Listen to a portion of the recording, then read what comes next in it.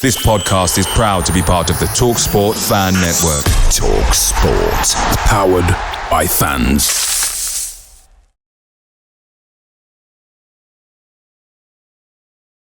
So let's move on to Borough on Saturday. I was going to say a bit of a different proposition, but is it? You know, it's Rob Edwards. We know it. You know, well, and exactly. So I'll let you come in on that in a second. But if you look at the way Luton played, if you look at the way where Middlesbrough are now, this is pretty much a better Millwall in my view. Mm-hmm. It's going to be direct. It's going to be press.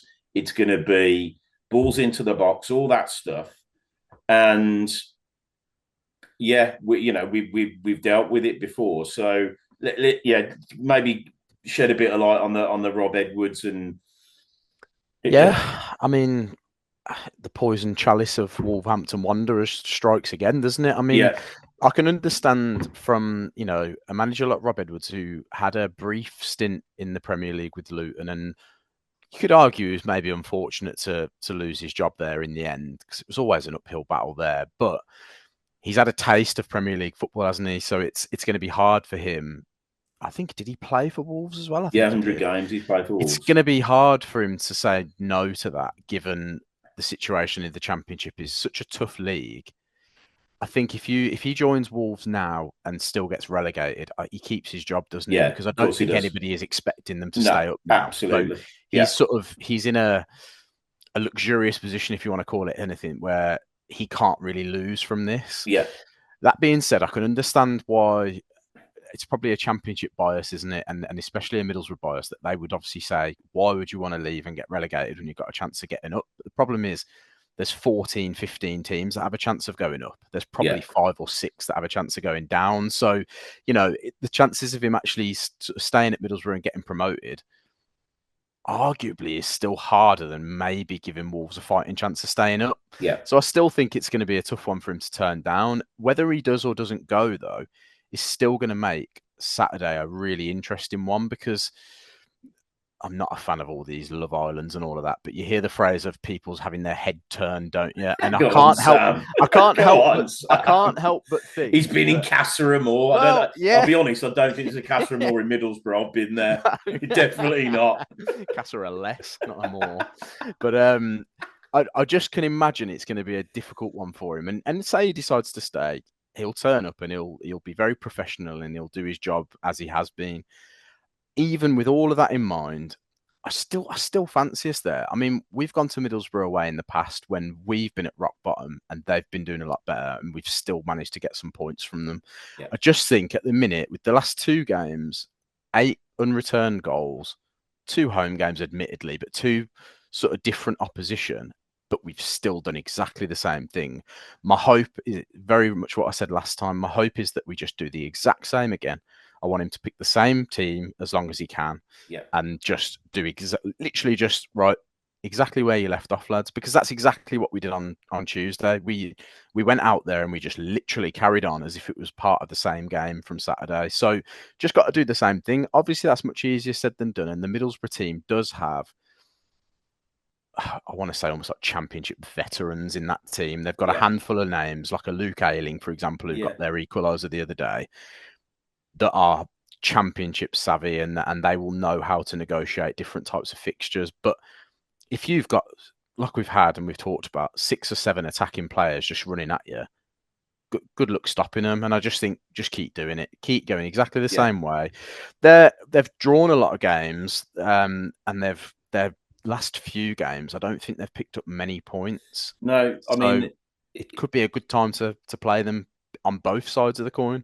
I agree, and I think with Edwards, I've got you absolutely right. So let's look at it. Wolves are in the Prem. He's played for Wolves. Apparently, he's got a house in the area. They are massively adrift at the moment, but there's a lot of football to be played. Yeah, I don't think anybody knows. They made a lot of signings, and jury's out on a lot of them. So whether he can get a tune out of that, who knows? But fundamentally, if he's going there, they're going to be saying to him, if you can keep us up, you're probably going to get £3 million for the privilege of doing that. There'll be a massive bonus for him to keep him up, which isn't really going to make any difference. I don't think he'll either be able to get a tune out of them or not.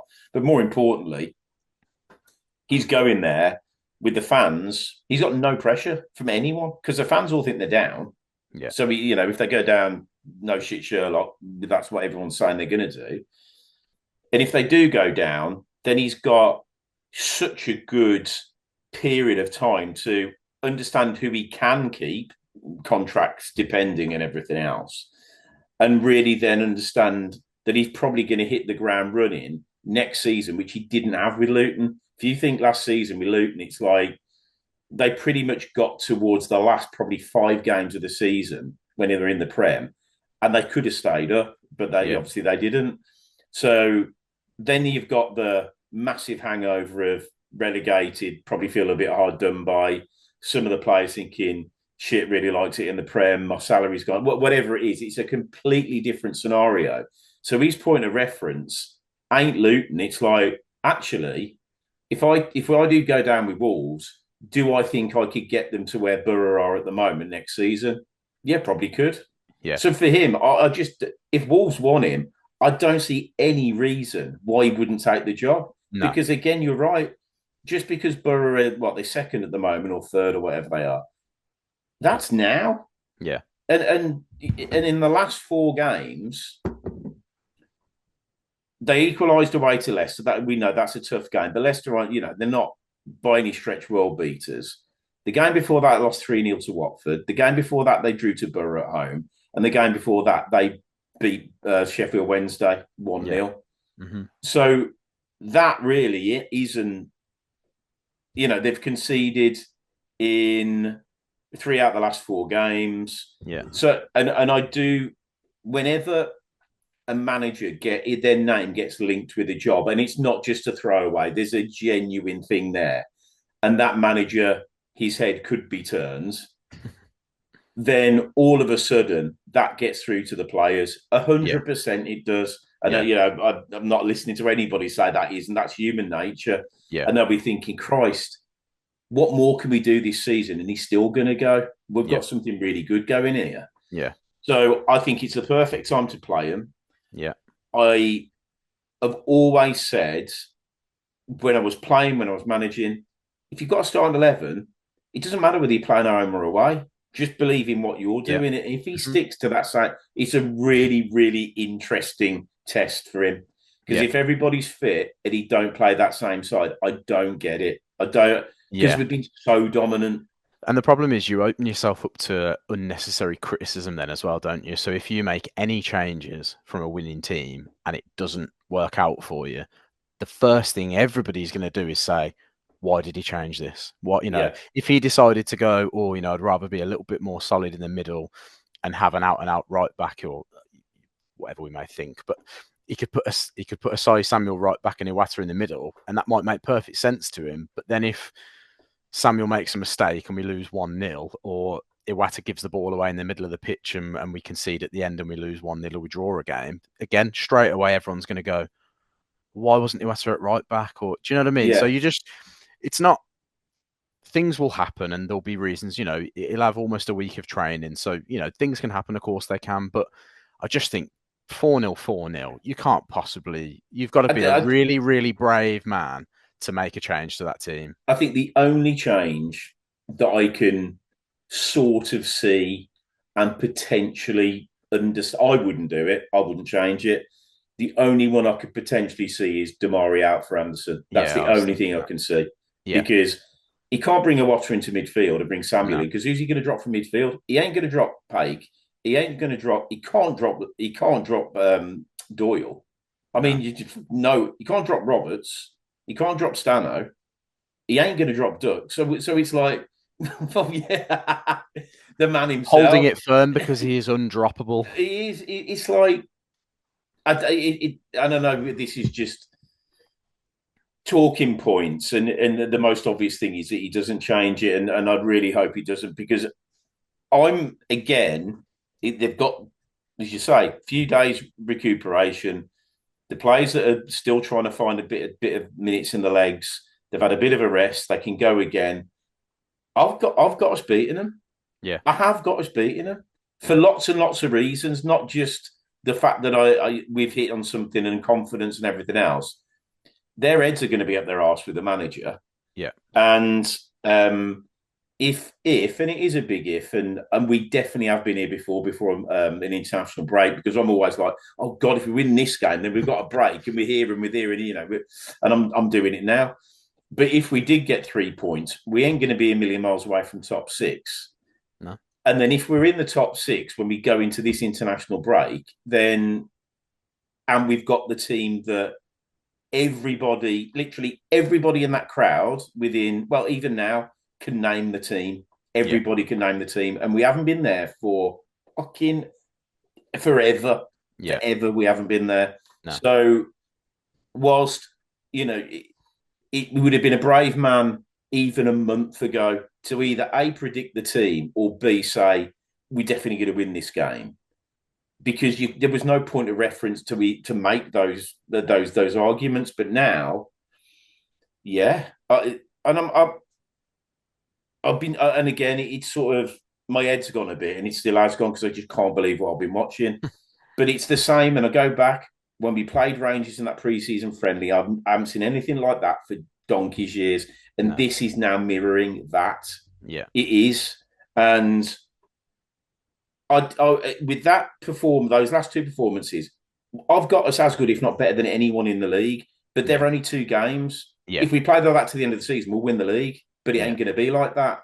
So, and I don't want to be, because I'm a pragmatic Blues fan. I don't get ahead of myself.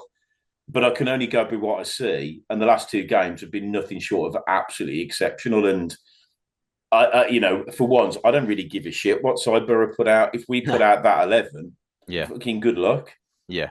And that's what I mean. That's what I said earlier as well. So if you, even at the start of this season, say if we'd have played Millwall game 2 or 3, there is a world where he would have played a Lyndon Dykes. He would have gone with the more physical players, isn't it? But like I said, that seems to have shifted now. So I'm exactly with you. That doesn't matter who you're coming up against now. Pick the team that is proving to be the most fruitful and just go with that until it stops being that team. And then when it stops being that team, then you've got to try and make the odd change or two until you find the next team. Because, we know with football, and especially at this level, that we aren't going to go on a run like this for too much longer, because it's only a matter of times before the other teams realise what it is that we're doing, and they find a way, because they're good enough to, of stopping it. So you have to just make the most of it whilst you've got it. And I think we're still in that phase, and I think we can still, a couple of games at least, sort of make the best of it. So yeah, absolutely, just keep going. That's all they can do. I just think that because it's so, the players that are influencing the game are, Doyle played in the Prem. The striker, the Dux, has played for Germany. Roberts has been a class act for donkey's years. Damari Gray's played in the Prem and gone for big money. He's won the Premier League. Stano is one of the best upcoming players certainly in the Championship. We've got all those players, so good luck dealing with all of them. Yeah, because that's what you're going to have to do. Yeah, and I think that's really my point. And I am getting, like as I say, Ed's gone. Good luck coping with it. I don't know what teams you're man-to-man Doyle. That's the first thing I'd be doing. I'd just man-to-man him because he's running the show. But then you take a player out of their system, and all of a sudden that's what you want teams to do. Try and adapt to what you're doing, and then you can adapt because you've got good enough players to do it. So look, if we can be top 6 by the time the international break happens, I didn't see that. I didn't see that. But so let's get on to the predictions then, and then I can go in a corner for a minute because I just I don't know what's going on. Now and just stand outside. I'm literally shaking. I'm came off the ground. I'm just, what the fuck's going on? what is? The second goal. I'm like, I just wow. Well, we came out the ground because there's normally 3 of us that go. We came out the ground. There were only 2 of us went on to the Portsmouth game, and we came out of the ground going, I can't believe the guy who's missed the game is going to have missed the best game of the season. He's going to be so disappointed that he's missed 4 goals, blah, blah, blah. So we're going there Tuesday just being typical old school Blues. You missed the game the other day. It's probably going to be 1-0 or 0-0 tonight. And then, lo and behold, here we go again. So there's no stopping us. And like I said, until the formula stops being effective, just keep doing it. Just keep doing it until it stops working. And then I've got enough confidence now that with the squad of players that we've got now, and we will end up with as the weeks and months go on, in terms of players returning and finding their place on the bench, the Williamsons of the world, who we've almost forgotten about because we haven't needed him. Somebody like him on the bench that can then come on if it's not working. We've now all of a sudden got the Kyogos, the Andersons, the Leonards, the Williamsons, Fujimoto, who barely even gets a place on the bench these days. We've got all these players that if it's not working anymore, we can start to integrate them and go, well, this is what we were doing, and this was working really well. We need you to step in and do this role. Yeah, and before I get your prediction, just on the Williamson piece, he's the closest we've got to a Dux. Yeah. So, and you've made the point, and rightly so, where before we sort of fell into this team, when Davies had made changes, you always made the perfect point. It was still the same system, but just different, just players coming on to replace players doing exactly the same thing. So there was and it was a downgrade because you're bringing on subs. Yeah. Whereas now, if this is now the system, then albeit, yes, the subs are going to be slight downgrades because if they weren't, they'd be starting. But Williamson for Dux, Anderson for either of the wide men, Leonard for Doyle, they can still function in this system. They won't be as good. And that's just, again, mind-boggling. It just is. So anyway, go on. What do you think? I think you went 2-0. I went 3-1. So last time around. So we still get the wins. We're still getting the wins.